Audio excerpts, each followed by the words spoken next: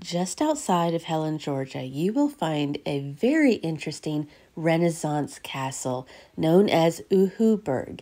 Now, this is called an Eagle Owl Renaissance Castle, and we were there on the grand opening day when the doors of Uhuburg were officially opened for the first time to guests. This is a really interesting location. And according to Uhuburg, it is a philosophical, food-producing, naturalistic, and celebratory place.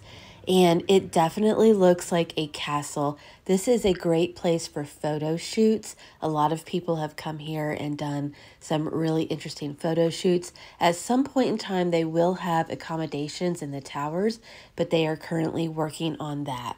You will find a lot of really interesting murals through the property. There's even a carnivorous bog that you can see carnivorous plants. There's a lot of gardens, but what really is the showpiece of Uhuburg is this amazing view. You can literally see for miles. It is a spectacular view. Totally worth it. It's kind of really interesting to be able to look down on the castle and see it from this viewpoint.